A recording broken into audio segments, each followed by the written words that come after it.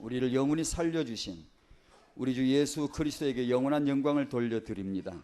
세계복음화를 위하여서 세계비전교회 모든 성도님들의 그 후대들이 회복되게 하여 주시옵시고, 우리 그리스도 안에 들어온 모든 성도들의 그 가문의 후대들이 살아나게 하시며 이 지구의 모든 후대들을 살려낼 수 있도록 역사하여 주시옵소서.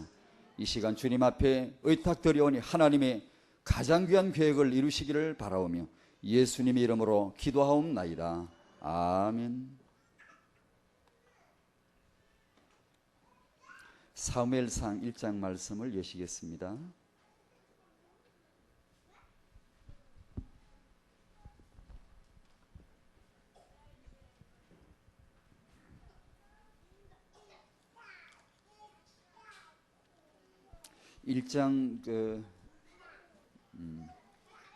사무엘 1장 내용을 너무나 잘 아시죠? 사무엘이 어떻게 해서 태어나게 되었는가, 그 이야기가 자세하게 나와 있습니다. 그 중에 우리 10절과 11절 두 구절을 한번 같이 읽겠습니다. 시작. 한나가 마음이 괴로워서 여호와께 기도하고 통곡하며 서원하여 가로되, 만군의 여호와여, 만일 주의 여종의 고통을 돌아보시고 나를 생각하시고 주의 여종을 잊지 아니하사 아들을 주시면 내가 그의 평생의 그를 여호와께 드리고 삭도를 그 머리에 대지 아니하겠나이다. 아멘. 그 기도대로 응답을 받았습니다. 20절에 보니까 한나가 잉태하고 때가 이름에 아들을 낳아 사무엘이라 이름하였으니 이는 내가 여호와께 그를 구하였다 함이더라. 이렇게 해서 사무엘을 낳고 23절 후반절에 가면 그 여자가 그 아들을 양육하며, 그 다음에 27절에 이 아이를 위하여 내가 기도하였더니 여호와께서 나의 구하여 기도한 바를 허락하신지라. 그러므로 나도 그를 여호와께 드리되 그의 평생을 여호와께 드리나이다 하고 그 아이는 거기서 여호와께 경배하니라. 아멘. 그렇게 했습니다. 사무엘이 왜 잉태되고 어떻게 출생하고 어떻게 길러졌고 어떻게 받쳐졌다, 다 나오네요. 세계복음화 시대적인 전략으로 우리가 그 공동체라는 그 방향을, 그 이루어질 비전을 자꾸 듣습니다. 세계 선교대에서도 이 말씀 우리가 봤는데요. 왜 공동체가 필요한가 하니 개인으로서는 한계가 있다, 안 된다는 거죠. 아무리 뛰어나도 세상 허감 문화를 꺾을 수 있는 그 영역은 개인으로서는 안 된다. 그러니까 우리 렘넌트들 하여금 전체를 보도록 해줘야 되겠다. 그래서 공동체 비전이 나왔는데, 서구 쪽이나 이런 유럽 쪽을 보면 그 공동체는 이 사회를 압도할 기독교 문화를 형성해야 되겠는데, 저쪽 동네 가면 기독교 문화가 그 사람들은 알게 모르게 기독교 문화가 되어 있어요. 질서를 지키는 거나 뭐 대인 매너 관계나 이런 게 다 기독교 문화가 배어들어 있거든요. 근데 복음은 없어요. 복음이 없다고요. 그러니까 이 역사 속에 위기가 항상 보면 개인은 복음으로 구원받아야 되거든요. 아무리 뭐 공동체가 아무리 좋아도 복음이 사라지면 하나의 사회 운동으로 사회 문화로 남을지언정 생명 없거든요. 아무런 생명 없고 진정한 구원도 없고 진정한 사회 영적인 정의가 없고요. 그래 됐는데 개인적으로 반드시 복음으로 구원의 확신을 얻고 하나님의 자녀 신분을 확실하게 확인해야 되고, 거기서 나오는 그 복음을 바탕으로 하고 나오는 기독교 문화, 이것이 역사해 가지고 사회를 변혁시키고 기독교 문화가 모든 문화를 선도하고 앞서 나가야 되겠는데, 역사를 가만히 보면 개인이 신앙생활을 잘 하지만 공동체가 형성이 되질 않으니까 사회 영향력을 주지를 못하는 것 같아요. 그리고 또 반대 위기는 공동체 문화는 형성이 됐는데 복음이 원래 슬렁 빠져 없어요. 근데 껍데기만 지고 앉아가지고 기독교인인 척 하는데 물어보면 다 기독교인이래. 기독교 문화는 있는데 복음이 있어야지. 그러니까 이게 위기란 말이야. 항상 이쪽도 위기 저쪽도 위기인데 다락방의 복음 운동은 다릅니다요. 입만 열면 나오는 복음이요, 모든 집회에서 나오는 복음이요. 근데 공동체 문화를 정말로 복음으로 끌어갈 수 있는 아마 역사 가운데 아마 정말 시작되는 공동체 운동이 아니겠는가. 그러니까 지금까지는 있었지만 복음이 빠지고 또 개인이 있었지만 공동체가 안 되고 그랬던 것 같아요. 세계 비전교회 공동체 기도가 참으로 응답이 된 줄로 믿습니다. 그래 교회 안에 참으로 이 귀한 그 비전 가운데 우리가 인도받고 계속 붙여차 이렇게 따라간다면 아마 시대적인 큰 그 고를 파지 않을까, 어떤 강을 만들지 않을까 싶습니다. 그래 공동체 그럴 때 우리 이제 태영아를 놓고 보면 태영아에서도 공동체가 필요한데 태영아도 볼 때 여러분이 그 렘넌트라고 한번 생각해 보십시오. 렘넌트 공동체라고 말할 때 태영아 렘넌트라고 한번 불러 보십시오. 의미가 우리가 늘 받는 렘넌트 메시지 있잖아요. 거기다가 태영아 렘넌트를 해보십시오. 의미 정말 달라집니다.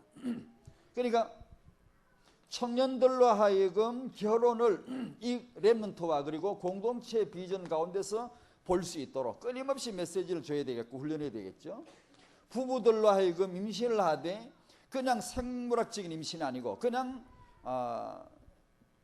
이렇게 불신자들도 요즘 이사야 읽다 보니까 희한한 말씀도 나오더니 잉태하고 고통하였을지라도 바람을 낳는 것 같아서 가만 그걸 다 생각하는 게 창세기 3장 저주를 당한 인류가 받은 저주가 뭔가 하니 아무리 애를 낳아봤자 바람을 낳는 헛것이라 얘기야. 헛것이라 얘기야.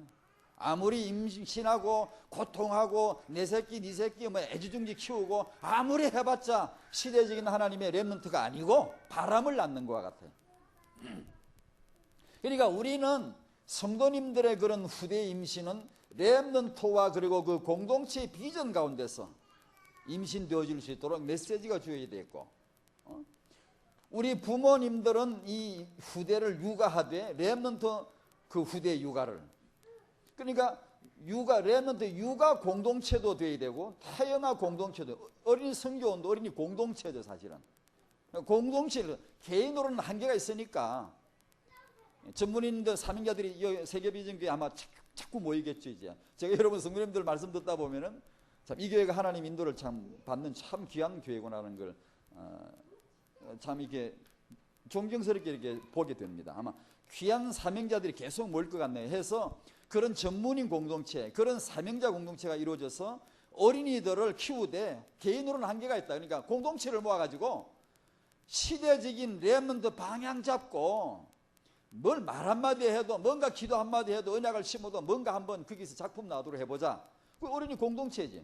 그리고 유 목사님 이제 렘넌트 다음 집회는 전체 다 조직을 짜라는 말씀을 하신 걸 들었는데 조부모님들도 이 렘넌트 공동체 조부모 공동체도 만들어야 돼요. 애 볼 데 없으니까 맡기니까 할 수 없이 애기나 그냥 태워가 이리 밀고 다니는 거 그거는 공동체가 아니에요. 그건 조부모 공동체가 아니고 그러니까 렘넌트 공동체로서의 조부모 할아버지 할머니 공동체 그러면 아기를 밀고 댕기더라도 다르게 밀고 댕겨야 되고 그 손주에게 말 한마디 해도 다른 각도로 렘넌트 각도로 해줘야 된다는 얘기지. 그걸 렘넌트 집회에서 조부모 공동체 만들어가지고 메시지 줘야 된다니까. 조부모님들 할아버지 할머니들 할아버지도 렘넌트 아닙니까? 할머니도 렘넌트 아닙니까? 렘넌트는 나이가 아니거든요.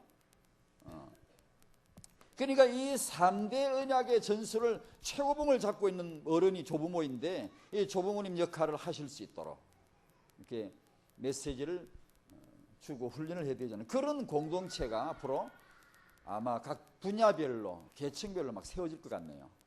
그런 전문인들이 많이 생길 것 같고요. 또 뭐 없으면 하나님 주실 거고요. 유 목사님 메시지를 듣다 보면은 아는 것 같아도 듣다 보면 또 새롭게 깨달아져요. 자꾸만요. 예, 복음을 믿는 건 같은데 복음인데 다르다는 걸 많이 느낍니다. 이렇게 자꾸 들을수록 그게 그 뜻이었구만 이렇게 자꾸만 깨달아지죠. 그러니까 자꾸만 메시지를 듣는 게 그렇게 중요한가 봐요. 오늘은 사무엘의 어머니 한나인데요. 너무 잘 아시죠? 사무엘을 말할 때 이 사무엘과 이 후대와 어머니, 이 어머니와 한 여성과 한 후대, 하나님이 여기서 어떻게 역사하셨는가? 한 렘넌트는 반드시 하나님의 계획입니다. 그래서 우리는 자나깨나 그리스도, 자나깨나 영광 하나님께 그걸 말하지 않을 수가 없습니다. 모든 건 하나님의 계획이고 모든 건 하나님의 은혜지. 거기다가 하나만 수종들도록 차선으로 거기다 하나의 끼어 딱 붙여줘야 될 그 차선 언약이 있는데 하나의 하위 언약이 있는데 그게 문관이 한나입니다. 한나. 그 후대가 한나를 통과했다. 한나를 통하여 나왔다는 얘기죠. 그런 의미에서 사무엘의 어머니 한나를 말하는 겁니다. 사무엘을 말하자면 사사시대를 우리가 그 배경을 알아야 되겠죠.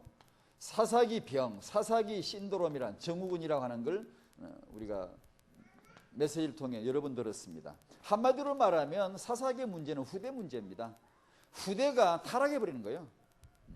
그러니까 사사시대 문제가 타락이 아니고 반역이 아니고 우상숭배하는 정도가 아니고 그것이 반복이 된다는 데 문제가 있어요.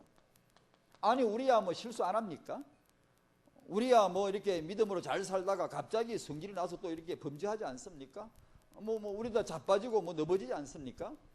그게 문제가 아니고 이놈의 짓을 반복을 하는 거라 순환이 돼 있어. 아예 뭐 고정 체질화 돼 가지고 어레껏 돌아와. 뱅글뱅글 돌아와. 그 어린이 그 놀이공원에 가면 뭐 뱅글뱅글 도는 게 있듯이 어레껏 돌아와. 구원받았다가 잘 살다가 타락했다가 얻어맞다가 회개했다가 맨날 이게 돌아온단 말이에요. 이게 이제 문제예요. 사이클이 돼버린 거예요. 이게 사람이요 버릇됩니다. 이게 신앙생활도 확 다 잡을 때 은혜 받을 때 딱 받아버려야지 엉성하게 했다가 버릇돼가지고 맨날 엉성하게 신앙생활합니다. 평생 그냥 이게 뭐 미지근하게 이렇게 합니다. 은혜 받을 때 확 받아야 됩니다. 뭔가 이게 귀가 뭐 들릴 때요 메시지를 들어도 여러분이 이 메시지가 들린다 할 때는 반복해서 자꾸 들어야 돼요. 저도 요새 그러는데 여러분이 안 그러면 됩니까? 저도 이 메시지가 들리면 반복해서 자꾸 듣거든요. 그 테이프를요. 계속 듣거든요. 그러면 내가 미처 몰랐던 깊이가 자꾸 나와요. 이런 뜻을 두고 하신 말씀이었구나. 그러니까 그래서 자꾸 체질을 만들어야지 소용없어요. 여러분 뭐 까불 필요도 없고요. 낭망할 필요도 없어요. 오직 복음밖에 없고요. 쓰러졌습니까? 오늘 복음 잡으면 되고 뭐 잘 된다고 그렇게 뭐 성경에 있느냐 없는 척 해라. 없느냐 너 있는 것처럼 해라. 요즘 우리 우리 알뱀이라는 멤버가 있어요. 그런데 그 알뱀 멤버들 이제 이 타영아 후대 비전 가지고 모이는 소그룹이 있는데 그 중에 막내가 하나 태어났어요. 얼마 전에 했는데 뭐 카페에 글 올리면 제가 바빠서 못 봤는데 전화도 못 받았는데 나중 보니까 뭐 아이가 태어나는 감동적인 얘기를 막 적고 적는 사람도 눈물을 흘렸다며 또 읽는 사람도 눈물을 흘렸다면서 감동 애가 애가 거꾸로 있었나 봐요. 바로 이게 애기 날 때 되면 돌아서 이렇게 나갈 준비를 했는데 이 아는 태평스러운지 그냥 편안하게 앉아 있는 거야. 엉덩이가 무겁다나 어쨌다나 그리고 이렇게 머리를 고추 세우고 가만히 앉아 있는 거야. 나올 때 다 됐는데 돌아 나올 생각을 안 한 거야. 얘가. 그러니까 그걸 병원 가면 의사 선생님들이 급줍니다. 이 의사 그렇다고 의사를 믿지 말라는 말은 아닙니다. 아닌데 대부분 한 10의 8 정도는 9 정도는 수술을 권유합니다. 그럴 때 거의 가다. 굉장히 위험을 말하면 겁을 확 먹으면 수술하지 않을 수가 없어요. 근데 아기가 태평스럽게 이렇게 앉아 있고 엄마도 태평스럽게 앉아 있고 그래가지고 아기를 낳았는데 엉덩이부터 나오고 오른 다리 빼고 왼 다리 빼더니만 지가 정말입니다. 아기는 출산하는 게 아닙니다. 출생입니다. 저는 남자가 되어서 이 경험을 안 해봤습니다만 그런 산과학자들이나 산의학자들의 그 어떤 이론들 여러 이론이 있는데 그 중에 하나인데 저는 이걸 그렇다고 믿습니다. 출산하려고 힘을 억지로 주면 안 됩니다. 아기를 한번 잘 낳아보려고 프로그램, 의도, 고집 그런 거 그러니까 출산 사고가 생기죠. 아기는 태어날 수 있다. 하나님이 만드신 이 피조물은 지가 태어날 수 있다. 출생하는 겁니다. 엄마는 출산으로 약간 돕는 거죠. 역할을 하는 거죠. 그래서 아기가 메시지를 보내고 엄마 뇌에 들어오면 엄마 뇌에서 호르몬이 분비돼 역사하면은 힘이 주어지면 힘을 주면 되고, 힘이 주어지지 않는데 아기를 빨리 낳아보려고 힘을 주다 보면은 출산 사고 생깁니다. 어거지로 쓰면은. 자기도 모르게 무의식 가운데 힘이 주어지는 때가 있잖아요. 그게 바로 호르몬들에 의해서 자동 프로그램화 되어 있거든요. 그걸 따라가 줘야지. 근데 이 아이가 정말로 스스로 태어난다는 거예요. 지가 몸을 흔들면서 뭐 오른다리 빼고 왼다리 빼더니만, 그 다음에 오른손 빼더니만, 왼팔 빼더니만, 머리만 딱 걸려 있어요. 그러면 이제 얘가 언제 나오나 하고 다 세봅시다. 하나, 둘, 셋, 셋 안 해도 세니까 뭐 몇 개? 59번 세니까 나오더라나? 그래서 뭐 8분 만에 9분 만에 아기를 다 낳고 했다는. 그리고 그 몇 시간 후에 또 퇴원해버리고 집에 와버리고. 그러니까 초산인데도 그렇게 잘 낳았다네요. 그래 뭐 감동적인 얘기를 써놓고 뭐 읽는 사람도 감동을 먹은 년이 어떤 년이. 제가 그거를 딱 읽고 처음에 이랬습니다. 하나님 앞에 감사기도 하고, 두 번째 퍼뜩 생각에 딱 스치는 게 있더라고요. 뭐가 스치는 거 아니? 마리아도 애 낳고 이랬을까 싶더라고요. 한나가 사무엘 낳고 사무엘 2장에 찬양이 나오잖아요. 감사 찬양이 나오잖아요. 마리아가 감사 찬양하는 게 나오잖아요. 사가랴가 세례요한 그 후대 때문에 감사 찬양하는 게 나오잖아요. 그러면 이분들도 아기 낳고 이래 찬송했는가 생각을 딱 그리게 땅 하고 스치면서 우리와 다른 거 있죠. 우리는 뭐 애가 어떻고 뭐 이렇게 나고 뭐 저렇게 나고 전부 그런 얘기가 나오고, 앞뒤로 뭐 하나님 앞에 감사합니다 뭐 간단하게 조금 나오고. 근데 이 사람들 찬양을 보니까 전부 여호와의 계획, 여호와의 하신 일, 여호와의 하실 일, 뭐 그것만 계속 이야기하다가 어쩌다 한마디 딱 그 뭐 후대 얘기만 나오고요. 거의 반대더라고요. 반대.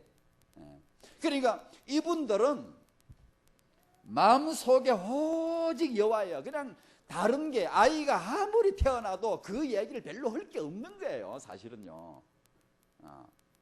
우리가 뭐 똑똑하네, 육아 정보가 있네, 지식이 있네, 책을 많이 읽었네, 그거 별로 할 말이 별로 없는 거예요. 왜냐? 성경 보니까 하지 않아요. 별로 안 해요. 오직 여호와 얘기만 해요. 그분이 하신 일, 그분이 앞으로 하실 일, 찬양을 계속 하는 거예요. 그 생각이 딱 들면서 내 이것들한테 이걸 얘기해 줘야 되겠다. 야 이것들아, 그 애가 그렇게 태어난 게 눈물겹냐? 그리스도 때문에 눈물은 만 배로 더 흘려야 되지 않겠냐? 이것들아 정치해라. 그러려고 카페에 올리려고 했는데 내가 지금 바빠서 못 올렸어요. 정말 그래야 됩니다. 나중에 애기는. 그래서 우리 이제 후대 사에게, 태영아 사에게 하는 모델을 만들어 주려고. 앞으로 애기가 태어나면 그런 식으로 하지 말고. 참 감동적이에요 사실은요. 그렇지만 그러지 마라. 성경대로 배워봐라. 성경에 어떻게 찬양했던가. 그대로도 다락방 메시지 가득가득 나오거든. 할 말이 얼마나 많은지 몰라요. 그거 실어가지고 계속 찬양하면 되잖아요. 그리고 육아 노트에다가 거기는 이제 실어 올리면 되죠. 근데 그거부터 먼저 해버리니까 기쁘긴 한데 이상하더라고. 내 기분이. 딱 생각이 든 게, 아 이거 문화를 바꿔야 되겠다 싶더라고. 아무리 애가 나 기뻐도 아이고 내 새끼. 아니, 그거보다 그리스도가 우선입니다. 하나님이 주셨고 하나님이 계획하셨고 하나님이 자기 일을 하시려고 하신 것이기 때문에 그걸 전부 다 말씀하더라고요. 반복의 이 사사기 문제. 그 다음에 여러분 잘 아시니까 간단하게 하겠습니다. 지도자 부재. 사사시대 이 역사가 문제가 아니라 지도자가 없어요. 창세기 3장 문제가 원천적인 이거거든. 하나님을 떠나고 까불고 내 스스로 살 수 있겠다고 하는 그 순간부터 끼니들이 누가 밥을 챙겨주나? 내가 아빠 엄마 실어가지고 가출하고 뭐 맘대로 놀고 뭐 아주 재밌다고 뭐 좋지만 끼니들이 누가 밥 챙겨주나? 누가 뭐 옷을 뭐 제대로 챙겨주나? 뭐 누가 잘못하니, 누가 뭐 왜 그러니, 너 그렇게 하면 안 되는데 누가 간섭을 해주나? 로마서 1장 18절 이하에 하나님이 내리신 무서운 저주가 무엇입니까? 아무리 망할 짓을 해도, 아무리 우상을 섬겨도, 벌레 같은 짓을 해도 내버려둬 버리는 거예요. 하든가 말든가. 이게 무서운 저주거든. 내버려두사 3번 나오더라고요. 지도자가 없는 거예요. 지도자가. 우리 마음속에 주 하나님이 계신 줄로 믿습니다. 주 예수 그리스도. 그러니까 우리가 뭐 잘못하지만 그래도 감사한 건 주님이 계시니까요. 메시지 듣다가 정신 차리고, 새벽에 기도하다 정신 차리고, 늘 그러잖아요. 그 주님이 계시다는 게 우리 축복이지 뭐 다른 거 있습니까? 뭐 실수해도 우리가 뭐 괜찮지 않습니까? 사실은 주님이 계시기 때문에. 자, 이런 시대적인 배경 가운데 영적으로 암흑하죠, 말씀 없죠, 언약궤는 블레셋 이놈들한테 다 뺏겨버렸죠. 세상에 언약궤가 다 뺏겨버리고, 지도자 엘리 가문은 완전히 몰락하고 있죠. 뭐 앞뒤 전후 아무 사방팔방을 다 들여다봐도 희망이 없어요. 이때 당시에 이런 역사적인 시대적인 상황 가운데서 펼치신 하나님의 운동이 렘넌트 운동입니다. 그 렘넌트 운동과 여성에 대해서 우리가 언급을 지금 몇 번째 하고 있습니다. 하나님은 남성과 여성을 창조하셨고 축복을 하셨습니다. 그래서 참 남자가 귀합니다. 여자가 귀합니다. 남자는 여자 볼 때 귀한 줄 알아야 되고, 여자는 또한 남자 볼 때 남자가 참 귀하다 알아야 되고, 어떻게 하면 남자 여자가 만나서 이렇게 연합해가지고 하나님의 형상을 드러내고 세계복음 할 건가? 그것이 우리의 과제죠. 응답의 현장이죠. 그런데 마귀는 남자로 하여금 여자를 무시하게 만들고, 여자로 하여금 남자를 모르게 만들고, 자신의 머리 되는 남자를 모르게 하고, 남자는 또한 자신의 그런 배필되는 이 여자를 무슨 존재인지를 모르게 만드는, 이게 마귀의 역사죠. 역사 측면에서 보면 여성의 존재가 부각된 게 19세기입니다. 동서양 막론하고 같습니다. 서양 그러면 뭐 여자가 대단히 우대받는 것 같지만 역사 얼마 안 됩니다. 미국 같은 그 사회에 뭐 대단한 여성 권위가 있는 것 같지만 여성들의 선거에 참여한 지 불과 얼마 안 됩니다, 여러분. 19세기 돼가지고 여성에 대한 눈이 약간 떠졌고, 여성이란 존재. 그 다음에 20세기 들어와서 아이가 뭔지 많은 이렇게 말들이 나오기 시작했어요. 아이가 뭔지. 아이가 있네. 그 전까지도 아이가 내돌아다녔지만 그냥 내팽개친 거예요. 그냥 밥이나 먹이면 되고 그냥 대굴대굴 굴러다니면 크는 거고 이런 줄 알았는데, 아이가 있구만. 아이란 존재에 대해 생각하게 됐어요. 그래서 많은 논문이 나오고 연구자들이 나오고 학자들이 막 나오기 시작했어요. 마귀는 이 여성과 그리고 아이의 존재에 대해서 무시하거나 간과시키거나 차별하거나 학대하거나 이렇게 해서 하나님의 계획을 어그러뜨리는 거예요.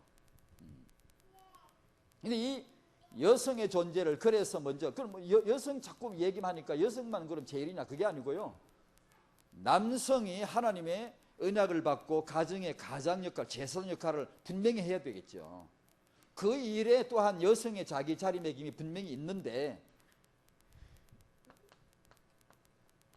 렘넌트로서의 여성운동, 성경을 가만히 보면 사무엘의 아버지 엘가나보다는 사무엘의 어머니 한나 이야기가 1장 내내 나오고 2장 내내 나옵니다. 확실하게 많습니다. 그 부분을 얘기하자는 거죠. 뭐 다른 뭐 여자가 뭐 남자보다 우월하다 그게 아니고요. 모세 아버지 아므람보다는 어머니 요게벳이 행한 일들이 더 많이 나오죠. 그 부분을 말해보자는 뜻에서 이 렘넌트 운동과 여성이라고 붙이는 겁니다. 그렇죠? 여성으로서의 그 가장 그 축복스러운 하나님의 계획이 임신과 출산과 육아 아닙니까? 우리 여기서 우리가 받아야 될 은혜 중에 하나가 이 가치를 발견하는 겁니다. 가치를. 그게 렘넌트입니다. 그리고 그것이 이루어질 사역 현장의 공동체고, 렘넌트 공동체이고. 그래, 렘넌트 공동체는 요번에 말씀 우리가 나온 것처럼 태영에서부터 조부모까지 전부가 다 이게 조직 안에 들어가야 돼요. 렘넌트 그러면. 그 가치를 발견할 때 청년들이 이걸 가치를 발견하고 결혼을 준비하면 얼마나 좋겠어요. 얼마나. 젊은 부부들이 하나님의 이 후대 계획을 알고 임신, 출산, 육아를 알고 임신하게 된다면 얼마나 좋겠어요. 이걸 지금 세상 역사는 19세기, 20세기 접어들면서 이것도 깨달은 것도 문화사적인 측면이지 영적인 것은 여성이 뭔지 아직도 몰라요. 하나님 입에서 여자의 후손이란 이 비밀스러운 후손, 이 후손이 뭔가를 알아내, 이 낳는 겁니다. 후손은 낳는 겁니다. 이게 이 세계사는 19세기에서 여성에 대해서 20세기에서 아이에 대해서 어느 정도 눈이 열렸다 그러지만 문화사적인 측면이지 영적인 것은 아직도 여자가 뭔지를 몰라요. 아직도 이 아이가 뭔지를 모른다니까요. 우리가요. 이걸 우리가 발견해야 됩니다. 그러면 여성들이 그 자신의 전문 경력이나 그 전공했던 것이나 사회적인 경력 이런 것들이 중요하지만 사회학적으로 또 국가 경제적으로 다 중요하지만 이것보다 더 중요하지 않다는 것을 발견할 수 있을 겁니다. 그러면 어떤 우선순위를 정하거나 자기 판단을 내릴 때 과감하게 내릴 수 있습니다. 근데 이게 잘 안 돼요.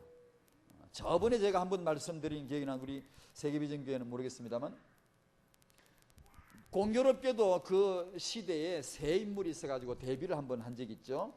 1500년도입니다. 조선 중종 때죠. 신사임당이 1500년도 초기에 태어나고 한 20년 후에 황진이가 태어나고 그 다음에 한 몇십 년 후에 헌안설이 태어났는데 같은 시기에 그 대단한 세 여자가 등장하죠. 세 여성 다 아주 인물입니다. 정말 천재적인 인물이고 빼어난 인물입니다. 다 셋 다. 황진이는 기생이지만 빼어난 사람이에요. 시를 잘 쓰고 놀아도 이 수준이 굉장히 높게 노는 그런, 요즘 같으면 TV에 매일 나올 수 있는 인기인이죠. 노래 잘하죠. 춤 잘 추죠.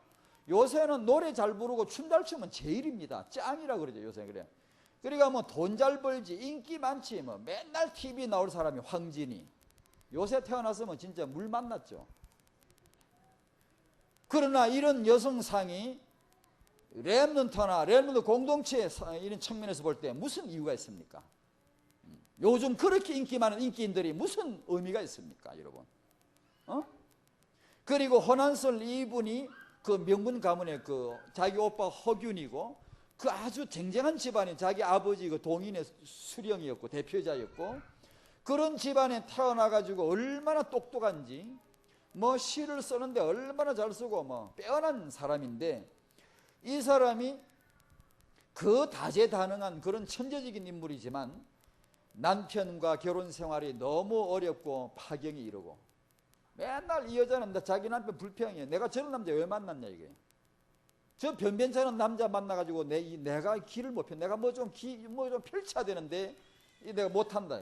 내가 이 조선에 태어나가지고 이게 너무 이게 여자 천대받고 이거 내가 뭘 할 수가 있냐. 내가 여자로 태어난 것이 한스럽다. 맨날 그 얘기하다가 27살에 죽어버립니다. 이 여자가 자기 재능도 꽃 피우지도 못하고 그리고 자기 아이들도 죽고 남편과도 헤어지고 태중이 임신했다 태아도 죽고 완전히 이 시대의 헌안설 같은 여성은요 현대 여성에게는 아주 인기가 있습니다. 진취적이고 사회활동가적인 여성이고 굉장히 의미가 있지만 그러나 렘넌트나 이런 공동체미를 놓고 볼 때 의미가 없어요. 신사임당은 잘 알듯이 그 재능이 얼마나 놀라워요. 재능도 성공했죠. 그리고 자기 아이들 후대들 성공시키죠. 그 딸이나 그 율곡이나 그 다음 이우나 이이나 이우 이 아들네들이 얼마나 훌륭한 인물입니까? 그 딸 매창이 얼마나 훌륭합니까? 그러니까 후대도 성공하고 자신의 재능도 마음껏 발휘할 수 있었단 말이죠. 이 언약 밖의 일이지만 우리의 하나의 모델이 될 수도 있잖아요. 그렇게 할 수 있습니다, 여러분. 내가 집에 박혀가지고 애기나 키우니까 내가 배운 거, 내가 전공 실력, 사회경 이런 거 다 썼구나. 너무 아까워. 그러지 않아도 됩니다, 여러분. 후대 키울 동안에는 그게 아주 응답받을 수 있도록 하고 여러분이 우리가 여성이 자기 경력이나 전문이 잘 준비되어 있으면 시간표 따라 하나님이 쓰실 거예요. 얼마든지 쓰실 거예요.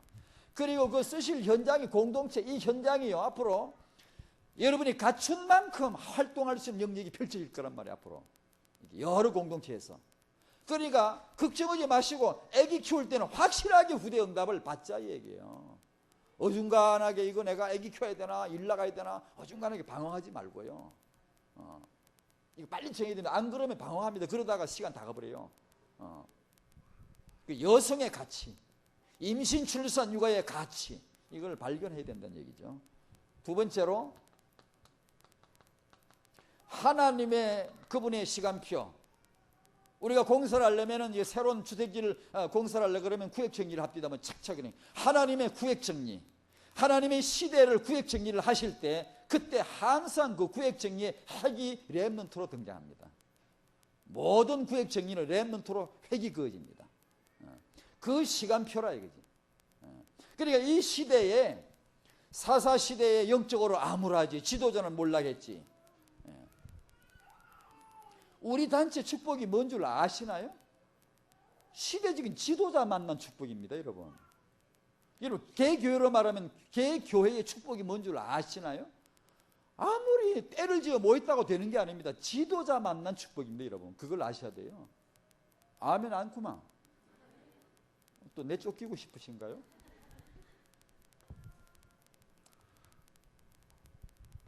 이 시대에 그 사사 시대 같은 암울한 시대에 하나님이 렘넌트 계획을 하시는 거예요. 왜냐, 렘넌트라야 그 시대를 살리니까. 그러니까 하나님의 눈이 이 렘넌트를 위해서 여성, 어머니를 찾는 거예요. 후손, 자손, 렘넌트는 반드시 기억하세요. 낳는 겁니다. 누군가 낳아야 돼요. 예수님도 마리아가 낳았어요. 그러니까 그런 의미에서의 여성. 그죠? 여성. 오늘 하나님이 여기 계시는 줄 믿습니까? 누굴 찾으실라나? 렘넌트 운동하실 하나님이 누굴 찾으시겠어요? 그 엄마를 지금 찾는 거예요. 그죠? 한나를 만나셨잖아요. 마노의 아내를 만나셨잖아요. 세 번째로 엘가나의 아내입니다.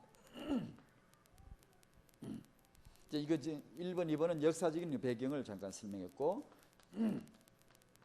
이 가문이 엘가나가 1장 1절에 보니까 1장 1절 쭉 보니까 에브라임 가문에 속하더라고요. 에브라임 아시죠? 요셉의 차자였는데 장자의 복을 받은, 그 손을 어긋맞게 가지고 야곱이 그 할아버지가 손주를 축복할 때 손을 이렇게 가지고 그 사건 아시죠? 그때 차자이지만 장자의 복을 받은 그 에브라임이죠. 므낫세와 에브라임. 근데 그 에브라임 지파에 속한 가문 엘가나의 집에 시집온 사람이었습니다. 잘 아시듯이 한나는 불임이었네요. 아기를 낳지 못하는 그런 수치가 있는 아주 큰 약점을 지닌 여성이었습니다. 그러나 그럼에도 불구하고 남편은 아내를 참으로 사랑했더라, 그런 표현이 나옵니다. 여러분이 그 시대적인 렘넌트를 볼 때마다 참 이 특징이 나옵니다. 그 부부 사이가 어땠는가 이게 나옵니다.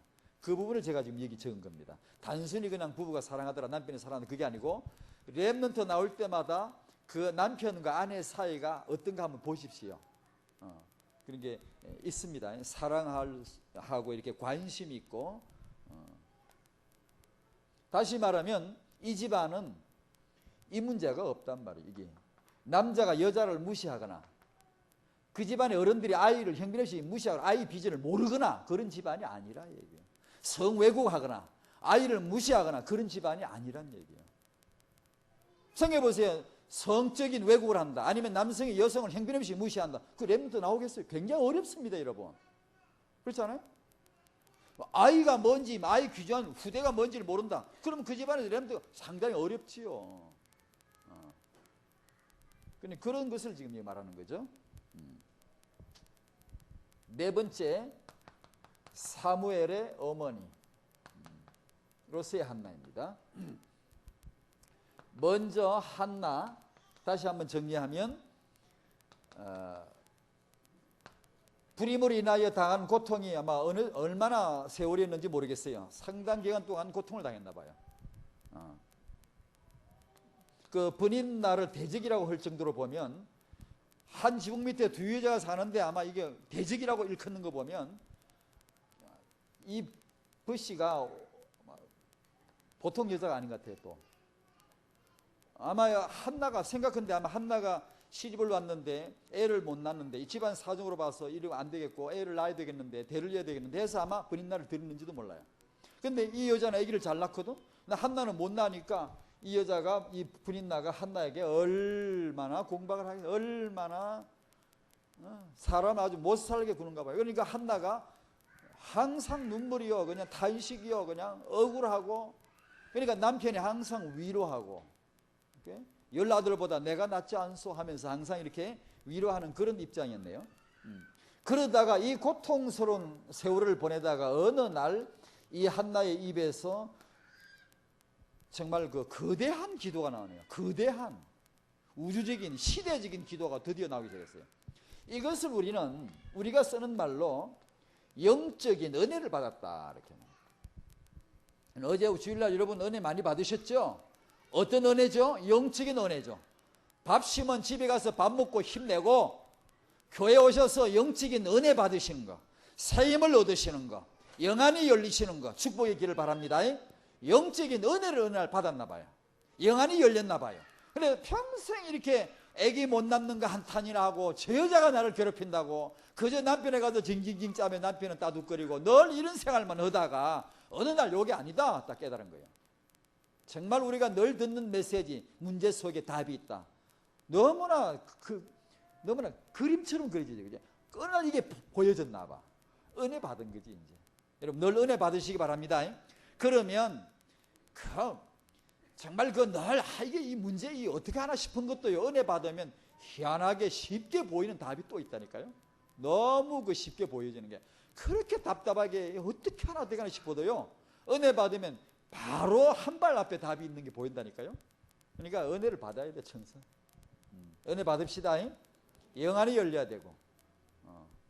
그래 하나님 앞에 나신이라고 하는 시대적인 기도가 드디어 이 여자 입에서 나오기 시작했고, 이 기도 응답 받은 대로 한나는 하나님 앞에 멋진 봉헌물을 드렸습니다. 후대를 봉헌물로. 한나는 자기 아들 후대를 봉헌물로 드렸어요. 우리는 뭘 드릴까요? 우리도 늘 드리잖아요. 하나님 감사하여 영광을 드리고 시간도 드리고 우리 재능도 드리고 삶을 드리고 뭔가 드리잖아요. 드리는 축복, 예배자의 축복. 한나는 사무엘을 드렸습니다. 드리나이다. 우리도 이런 날이 오길 바랍니다.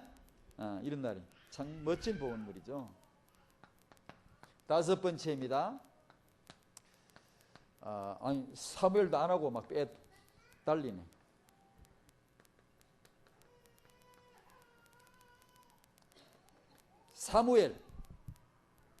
사무엘이 시대적인 최고의 렘넌트라는 것은 이구동성으로 말합니다. 너무 빼어난 인물이죠.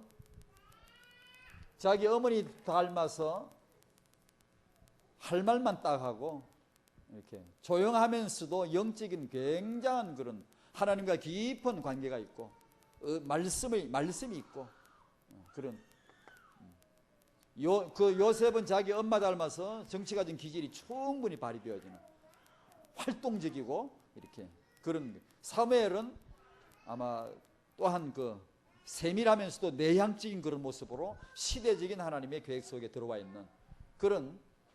전에 생각해 보면 수잔나가 자기 아들네 웨슬레를 형제들을 좋은 목사로 키운 얘기가 나는 이분들 보면 이 생각이 나더라고요.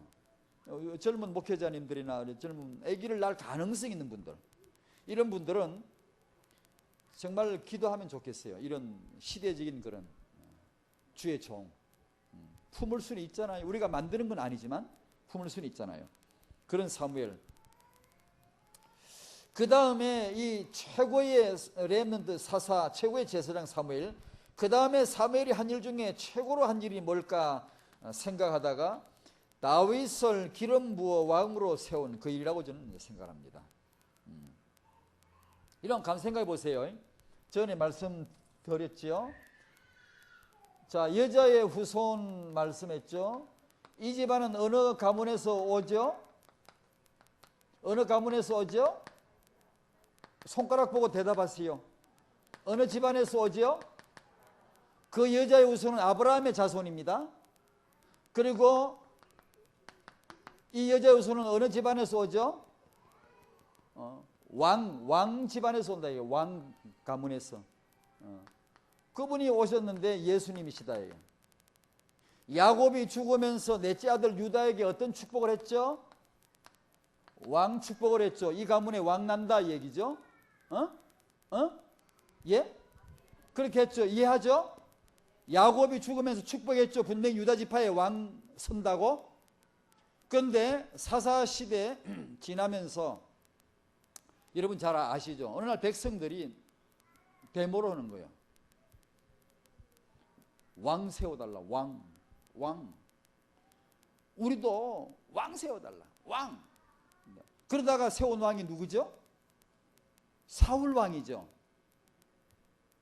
제대로 됩니까 지금? 왕이 어느 집안에서 나와야 되죠? 자, 이 집안에 왕 나올 집안입니까? 사울이?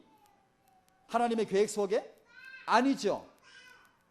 백성들은 왕 하다가 급하게 좋은 인물 찾아 딱 세웠는데 사울이었단 말이에요.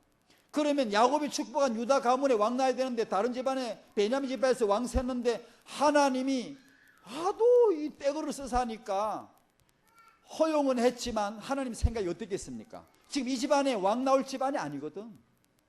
하나님의 계획이 지금 이 아브라함 가문의 유다 가문의 다윗을 왕으로 이 유다 지파의 왕을 세워서 만왕의 왕이 그 가정에 그 가문의 왕의 족보를 왕손으로 오실 분이 예수신데 왕 가문이 유다 지파인데 다른 데서 왕이 서서니 하나님 생각이 어떻게 했냐고요. 사울은 인간 됨됨이가 결국 몰락을 했지만 필연적으로 그는 물러나야 됩니다. 하나님의 계획이 세워지려면 그 왕은 물러나야 됩니다. 그래서 실질적인 초대 왕은 다윗입니다. 왜냐? 유다 지파의 왕, 계획된 왕이거든요. 사무엘이 한 일 중에 가장 꼭 해야 될 일, 시대적으로 꼭 하고 죽어야 될 일이 있다면 다윗을 왕으로 세우는 그 일, 그 가문에 아브라함과 다윗의 자손, 그 양대 기둥, 아브라함과 다윗 두 기둥인데 그중 하나를 세우는 역할입니다요. 그게 사무엘의 사명입니다. 제대로 빗나간 걸 딱 잡아놓는 거죠. 백성들이 때를 써가 빗나가 버렸어요. 기도도 그렇게 하면 안 됩니다. 무조건 말씀을 자꾸 들어서 기도가 나와야지. 무조건 때를 쓰고 뭐 믿습니다 하고 이래버리면 그런 식이 됩니다. 여러분. 복음이라고 하는 메시지를 자꾸 듣다 보면 그 안에서 뭔가 나와요. 이제요. 그걸 따라 말하는 게 기도지. 내가 지어가지고 멋진 말을 지어가는 그건 기도가 아니잖아요. 그런 면에서 사무엘이 다윗을 기름 부어 세운다는 것은요, 시대 하나님의 중요한 계획을 교정하는 게 이게 바로 잡는 겁니다. 그게 제가 차 운전하고 오면서 마음에 떠오른 은혜입니다. 묵상하고 오는데 이게 떠오르더라고요. 아, 사무엘이 정말 그 일은 꼭 했어야만 했었구나.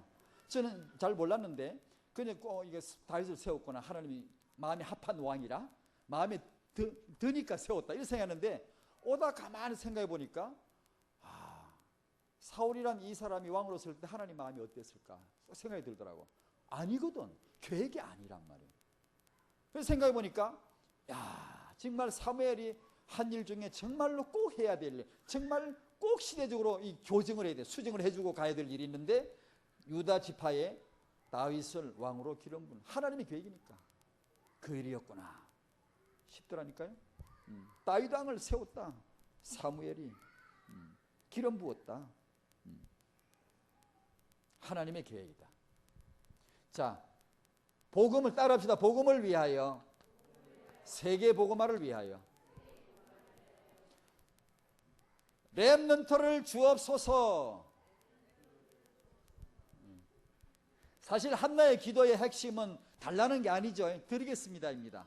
제가 그 제목을 바꾸어서 해야 돼. 사실은 아들을 드리겠습니다, 후대를 드리겠습니다, 이 기도거든. 사실은 전에는 애 달라는 기도했겠죠. 계속 브린나가 아이고 애기도 못 낳는 하고 이렇게 공박을 하면은 여와여 애기를 주시옵소서, 나도 임신을 맨날 그랬겠죠.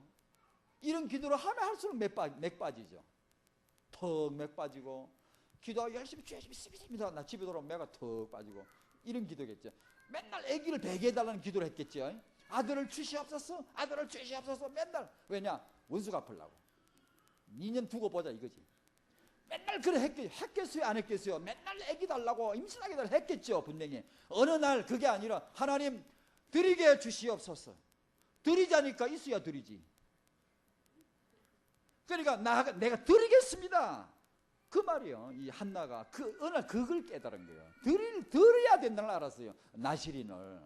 완전히 다르지 이제 기도가. 하나님의 필요를, 시대적인 필요를 보고 그걸 드리겠습니다 하니까 하나님이 됐다 이거야. 됐다. 그러니 참복음 우리가 받는 메시지입니다. 참소원. 참복음에서 나온 것만이 참된 소원이에요. 복음과 전도. 참복음 그리스도, 참복음 이게 타영한 메시지에서 여기서 붙입니다. 후대 나시린이라고 하는 이것을 부모로서는 당연히 참된 복음 안에서 세계복음화 비전 속에서 후대의 소원을 참되게 품는 겁니다. 한나를 통해 배울 수 있어요. 나시린 삼손 있죠? 나시린 사무엘 있죠? 둘 다 나시린입니다. 삼손은 어떻게 생긴 나시린이죠? 하나님이 마노아의 아내에게 이 아이 줄 텐데 삭도를 대지 마라 말씀하셨고, 사무엘은 어떤 나시린이죠? 하나님 말씀 주지 않았어요. 내가 나시린 만들겠다 삭도 대지 마라 하지 않았어요. 한나가 하나님께 내가 삭도를 대지 않겠습니다 라고 기도했어요. 똑같은 나시린이지만 다르죠.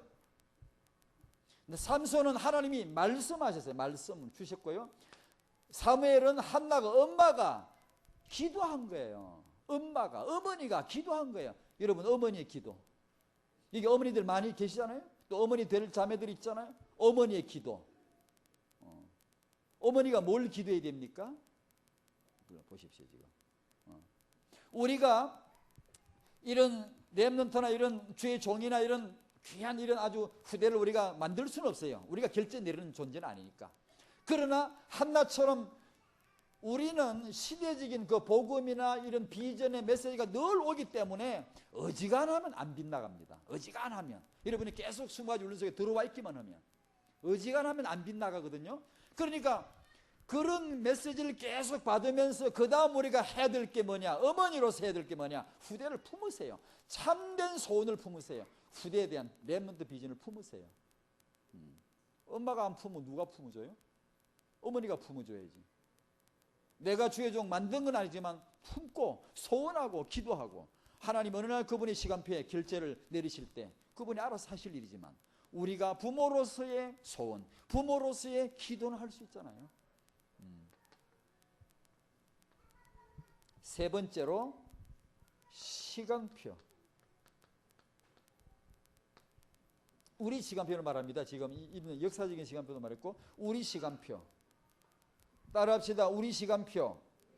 지금은 렘넌트 시간표다. 아멘. 지금은 렘넌트 시간표입니다. 우리가.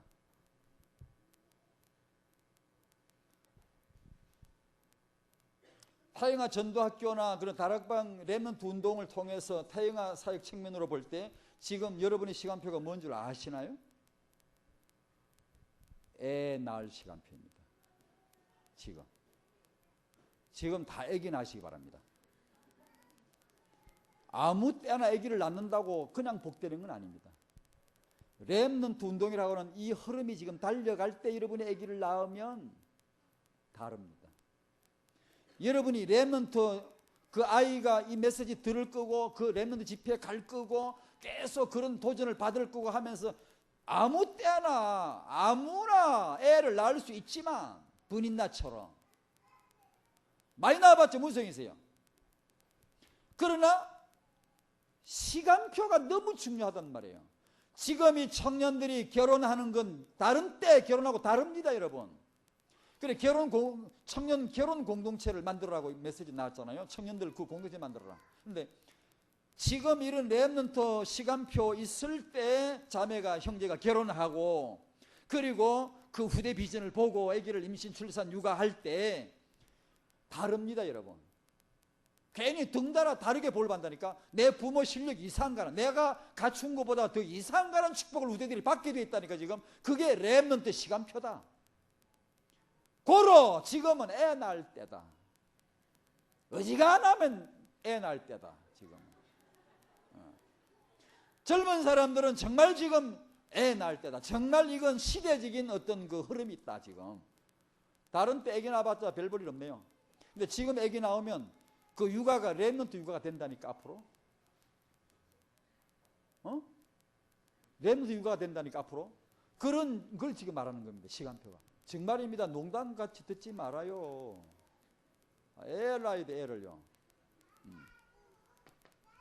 그 렘넌트 시간표. 네 번째로 렘넌트 육아. 이 부부를 통해 볼 때 부부의 그런 신뢰나 그 서로 존중함이 보입니다. 저 같은 사람은 참 많이 배워야 될 부분입니다. 남편이 아내를 배려하는 거나 그 상호간에 하는 그 보면 참 배울 게 많네요. 정말 그 남자가 여자를 함부로 무시하지도 않고, 아마 저 같으면 그렇게 안 했을 거예요. 오늘 읽지는 않았지만 저는 뭐 핵심 갈 때도 늦게 나오면 내가 막 뭐라 그러는데 8시 반에 출발합니다. 다 준비하세요. 저희는 집이 가까우니까 8시 반에 출발하거든요. 핵심 갈 때. 저는 뭐 밥 먹고 양치하고 옷만 입으면 되니까. 여자들은 뭐 기리고 붙이고 뭐 하려면 시간 오요. 항상 늦어요. 그런 게. 제가 막 설치죠. 맨날 늦다고. 오늘 우리 여아의 집에 제사로 갑니다. 다 준비하세요. 8시 반에 출발합니다. 엘가나가 말했는데 좀 있다가 한나가 가지고 여보, 저는 오늘 이 사무엘을 돌봐야 되겠습니다. 이 집에서 돌보고 키워야 되겠으니까 다른 분들 갔다 오십시오 라고 했습니다. 저 같으면 무슨 소리, 시험 들었나 갑자기 발칙한 소리를 하고 빨리 나오세요. 지금 여호와의 집에 제사하러 가야 되는데 막 그랬을 거예요. 그런데 다른 사인 그 잘 알아야 됩니다. 이것도 오해하면 안 돼요. 주일날 여보 당신만 예배 갔다 와요. 내 집에서 애기 볼게요. 그딴 소리 했다가 아주 뭐 죽을 줄 알아요. 그런 소리가 아니에요. 이게 아니고 그 다른 그 내용 있는 얘기지 그런 뜻으로 풀면 안 돼. 또 그런 사람 얘기 있을 거예요. 저쪽 동네. 저쪽 동네 가면 꼭 말씀이 이상하게 들어가지고. 하여튼 그랬을 때 저 같으면은 아마 막 이렇게 무슨 그런 소리, 지금 여호와의 집에 제사하러 가야 되는데 그런 게 뭐 막 그랬을 건데 엘가나는 안 그러더라고. 아마 깊이 생각했겠지. 여러 가지 정황을 생각했겠지요. 하고는 당신의 의견대로 소견대로 하시구리야 하고는 자기만 갔다 오더라고. 그러니까 그런 식의 그도 말합니다. 오해하면 안 돼요. 주일날 내 집에 애기 볼 테니까 잘 그러면 안 돼. 그런 뜻은 아니에요. 아닌데 혹시 그런 거 싶은데 겁나네. 괜히 이 말 해가지고 이 말 하지 말아야 되는데. 그 아내를 정중하게 대해주는 거 보세요. 남편이 아내를 육아 현장을 이렇게 옹호해주고 후원해 줄 수만 있다면, 집에서 맨날 애 보고 뭐 했어 맨날 이러면 곤란하죠. 제가 언젠가 우리 집사람이 언젠가 어디 나가면서 언제가 무슨 일이 모르겠네. 어떤 멀리 어디 갔다 왔나 어쨌나 절 보고 집을 좀 어떻게 잘 모르겠는데 이런 일이 있었어요. 제가 우리 집에 아무도 없고 집사람이 나간 일에 내가 집에 청소도 하고 걸레질도 하고 뭐 좀 정돈도 해보고 한번 해봤어. 어느 날 하루 해보고 하고 시계를 보니까 11시라.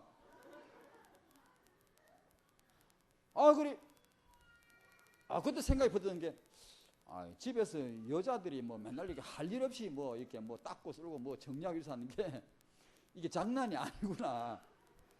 내가 그거 조금 먹고 나니까 11시라. 이제 휴 하니까 11시라. 그거 한낮을 다 가버리네 싶더라고. 그러니까 여자가 할 일, 집에 애나 보지. 남자들이 운전하다가 여자가 앞에 얼쩡해. 저 여자가 집에서 애나 키우지. 그러잖아 보통. 저 여자가 집에서 애나 키우지. 여자와 애를 싸잡아서 무시하는 거거든 이게.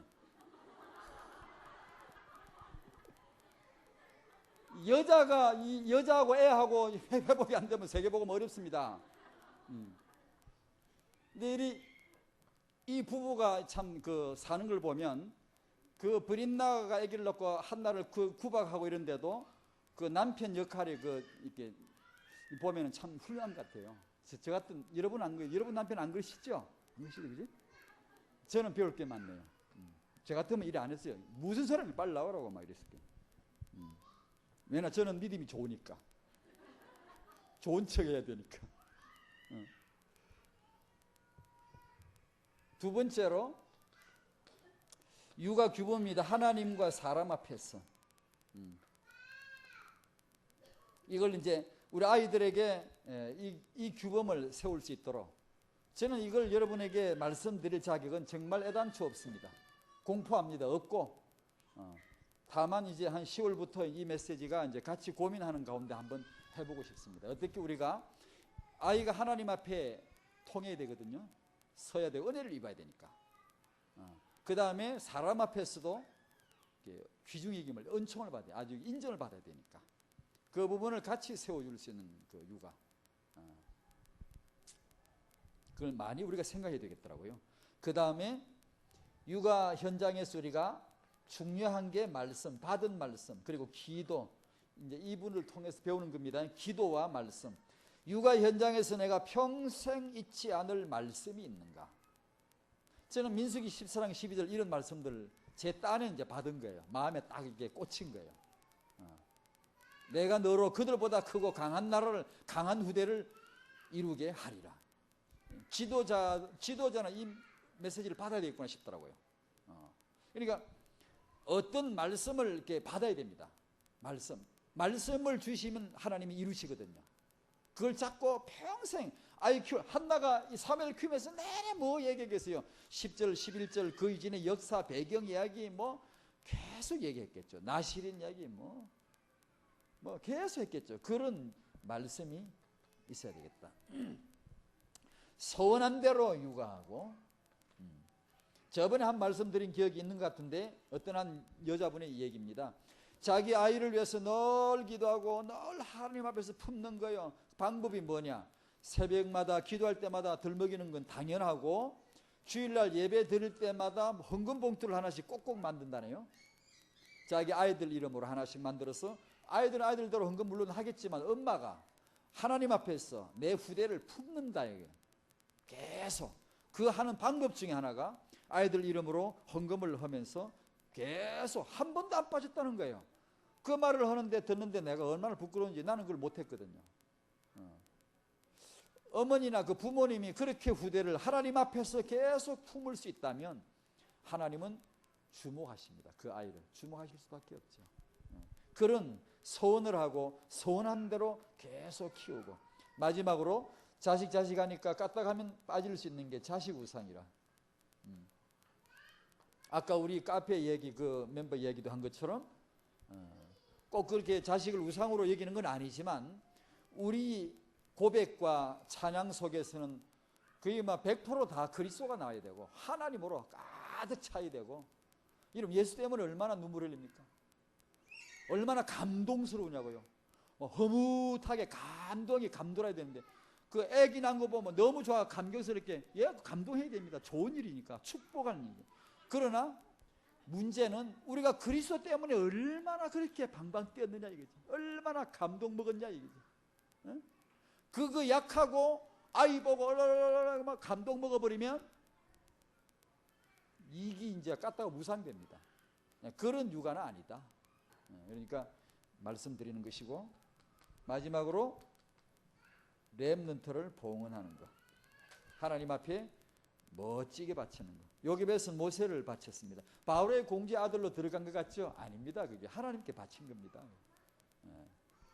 한나는 사무엘을 바쳤습니다. 우리는 어떻게? 세계복음화를 위하여 후대를 바치는 축복이 임하기를 바랍니다. 세계복음교회 공동체를 위한 기도, 어린이 선교, 어린이 공동체죠. 귀한 하나님의 큰 축복이 임할 줄로 믿습니다. 기도하겠습니다. 하나님 감사드립니다.